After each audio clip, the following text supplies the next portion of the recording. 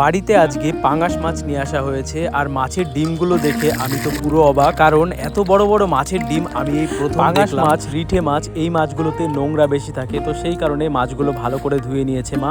এরপর লবণ এবং হলুদ দিয়ে সামান্য একটু তেল দিয়ে ভালো করে মাখিয়ে নিচ্ছিল যাতে মাছগুলো সম্পূর্ণরূপে ভাজা হয়। আর এখানে দেখো পরিমাণ মতন তেল দিয়ে কড়াইয়ের মধ্যে মাছগুলো একে একে দিয়ে দেওয়া হয়েছে। দেখতে কিন্তু বেশ লাগছে, তবে সাবধান, এই মাছ কিন্তু ফোটে, তো সেই কারণে মা সেফটির জন্য একটা থালা দিয়ে ঢেকে রেখেছিল। আর এখানে দেখো মাছগুলো ভাজা সম্পূর্ণ হলে মাথাগুলো ভেজে নিয়েছে। তারপরে কড়াইয়ের মধ্যে তেল দিয়ে কিছু জিরা এবং শুকনো লঙ্কা দিয়ে করে রাখা মশলা, পরিমাণ মতন লবণ, হলুদ, লঙ্কার গুঁড়ো দিয়ে মশলাটাকে ভালো করে ম্যারিনেট করে নেওয়া হয়েছে। যখন একটু মশলা ঘন ঘন হয়ে গেছিল তখন পরিমাণ মতন জল দেওয়া হয়েছে। জলটা ফুটে গেলে মাছগুলো একে একে ঝোলের মধ্যে দিয়েছে। তারপর সানরাইজের শাহী গরম মশলা দিয়ে আমাদের মাছের ঝোল কিন্তু সম্পূর্ণ হয়েছে।